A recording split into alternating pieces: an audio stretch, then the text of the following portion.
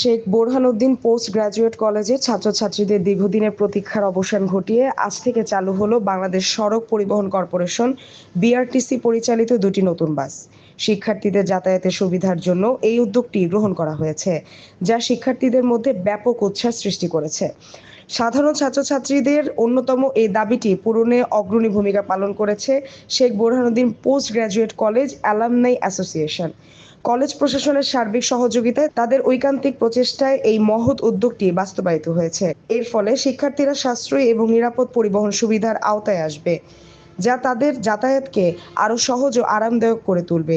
এই বিআরটিসি বাস সেবার মূল লক্ষ্য হলো শিক্ষার্থীদের যাতায়াতকে সহজ ও নিরাপদ করা। এর মাধ্যমে শিক্ষার্থীরা কম খরচে এবং স্বাচ্ছন্দ্যে কলেজে আসা যাওয়া করতে পারবে, যা তাদের পড়ালেখায় আরও মনোযোগ দিতে সাহায্য করবে।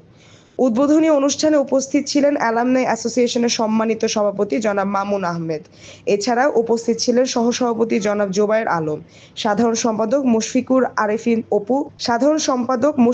আরেফিন অপু, সিনিয়র যুগ্ম সাধারণ সম্পাদক হাসনাইন আহমেদ হানি, যুগ্ম সাধারণ সম্পাদক মাহফুজুর রহমান স্বাধীন, যুগ্ম সাধারণ সম্পাদক মোহাম্মদ সোহেল, সাংগঠনিক সম্পাদক ওয়াহিদ হোসেন নাঈম, সহ সাংগঠনিক সম্পাদক আশিক হোসেন এবং অর্থ ও দপ্তর সম্পাদক সাইফুল ইসলাম ফয়সাল। এই উদ্যোগটি শেখ বোরহানউদ্দিন পোস্ট গ্রাজুয়েট কলেজের শিক্ষার্থীদের জন্য একটি নতুন দিগন্ত উন্মোচন করবে বলে আশা করা হচ্ছে।